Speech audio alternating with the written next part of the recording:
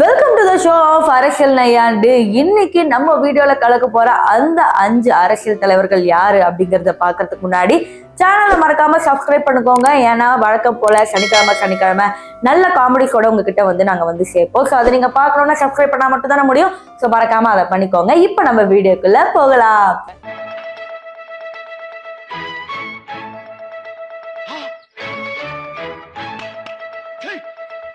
இந்த வீடியோல ஃபர்ஸ்ட் நம்ம லிஸ்ட்ல வர போறது முதலமைச்சர் ஸ்டாலின் அவர்கள் தான். அரசியல் நையாண்டில எப்பவுமே இவர் வந்து இடம் பிடிச்சிருவாரு. ஆக்சுவலி உதயநிதி ஸ்டாலின் வந்து துணை முதலமைச்சர் ஆகிறதுக்கு முன்னாடி அவர் தான் ஆக போறாரு அப்படிங்கிற மாதிரி நம்ம யாருமே கெஸ் பண்ணிருக்க மாட்டோம். பட் ஒரு சில ரூமர்ஸ் எல்லாம் வரும்போது மீடியா அண்ட் பிரஸ் எல்லாம் சுத்தி வளைச்சு ஸ்டாலின் அவர்கள் கிட்ட பல கொஸ்டின்ஸ் கேட்டாரு. அதற்கு ஸ்டாலின் அவர்கள் கொடுத்த தக் ரிப்ளை பார்த்துட்டு வாங்க. அமைச்சர் உதயநிதி ஸ்டாலின் துணை முதலமைச்சராகணும்னு பல்வேறு கோரிக்கைகள் வலுத்திருக்கு. முதலமைச்சர் பரிசீலிப்பாரா? வலுத்திருக்கு தவிர பழுத்திருக்கு. நோய் என்ன நீ பைத்தியக்காரனவே நினைச்சிருக்கிறல்ல நீ.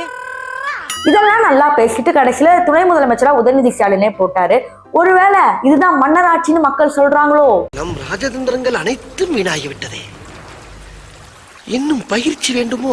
அடுத்த நிமிஷம் நம்ம யார் பார்க்க போறோம்னா சீமான் அண்ணன். ஆக்சுவலி இவர் பேசுற மேடையெல்லாம் கொஞ்சம் கட்டுக்கதைகள் குட்டி கதைகள் அப்படிங்கிற மாதிரி வந்துட்டு போவோம். எனக்கு குட்டி கதையா அது விஜய் சொல்வாரு அப்படின்னு கேட்டீங்கன்னா ஆமா விஜய் தான் சொல்வாரு. பட் சீமான் அவர்கள் அதை எடுத்து பஞ்சு டைலாக்லாம் பேசினது வந்து நம்ம போன வீடியோல பார்த்தோம். இப்ப மறுபடியும் விஜய தாக்கி ஒரு பஞ்சு டைலாக் பேசியிருக்காரு. அது போய் கேட்டுட்டு வாங்க. சினிமாவில் பஞ்சு டைலாக்ல தம்பி, இது நெஞ்சு டைலாக். இது நெஞ்சு டைலாக். எங்கள் லட்சியத்திற்கு எதிராக எங்களை பெற்றவர்களே வந்தாலும் எதிரிதான்.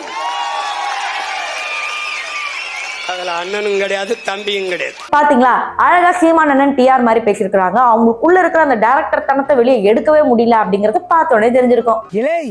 இல்ல நீ ஒரு ஆர்டிஸ்ட்னு அடுத்த லிஸ்ட்ல யார் வர போறாங்க பாத்தீங்கன்னா ஜெயலலிதா அம்மா அவர்கள். அவங்கள பத்தி நம்ம கலாய்க்க போறது இல்ல, அவங்க கலாய்ச்ச ஒரு நபரை பத்தி தான் பேச போறோம். ஆக்சுவலி இந்த கச்சத்தீவு விவகாரம், அதுக்கப்புறம் இந்த டாஸ்மாக் விவகாரம் பத்தி இப்ப வரைக்கும் நடந்துகிட்டு தான் இருக்கு. அதாவது சட்டப்பேரவை நாளே அந்த இஷ்யூ பத்தி ஒரு நாளாவது பேசிடுவாங்க.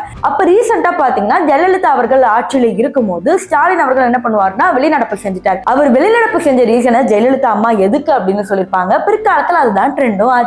காவலர்களை அழைத்து அவர்களும் மெத்த சிரமப்பட்டு இவர்களை வெளியே தூக்கி கொண்டு இழுத்து கொண்டு செல்வார்கள். இப்பொழுது அதெல்லாம் தேவையில்லை. இரண்டே 2 வார்த்தைகளை சொன்னால் போதும். ஒன்று கச்சத்தீவு மீட்பு. கச்சத்தீவு என்று சொன்னால் எதிர்கட்சியினர் வெளியே கிளம்பி விடுகிறார்கள். இரண்டாவது பூரண மதுவிலக்கு நீக்கம். இதை சொன்னாலும் வெளியே கிளம்பி விடுகிறார்கள். தங்களுடைய பணியை நான் எளிதாக்கி இருக்கிறேன். ஒரு அசிங்கமாய் போச்சு குமார். அடுத்த லிஸ்ட்ல நம்ம யார் பார்க்க போறோம்னா அப்பா மகன் சண்டையை தான் பார்க்க போறோம். என்ன அப்பா மகன் சண்டை அப்படின்னு கேட்டீங்கன்னா சந்தோஷ் சுப்பிரமணியம்ல எப்படி கிளைமேக்ஸ்ல பிரகாஷ் ராஜும் ஜெயம் ரவியும் சண்டை போட்டுப்பாங்களோ அதே மாதிரி இப்ப கட்சியோட கிளைமேக்ஸ்ல ராமதாசும் அன்புமணியும் பயங்கரமா சண்டை போட்டுக்கிறாங்க. அதுல ஃபர்ஸ்ட் சண்டை தான் பிரஸ் மீட்ல பயங்கரமா வந்து ட்ரோல் ஆச்சு, ட்ரெண்டும் ஆச்சு.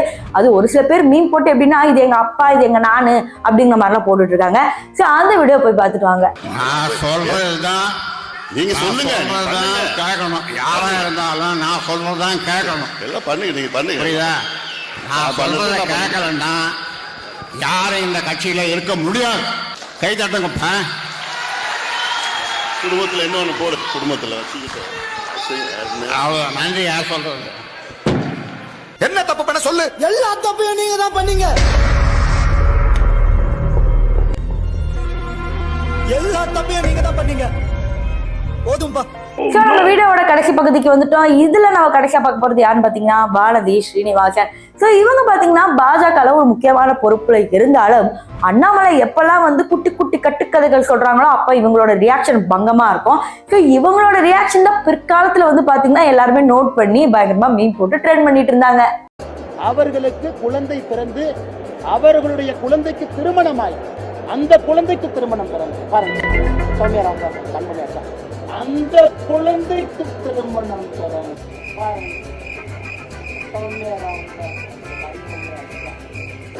அதன் பிறகு அரசியல். இன்னைக்கு அவருடைய அடையாளத்தை தயவு செஞ்சு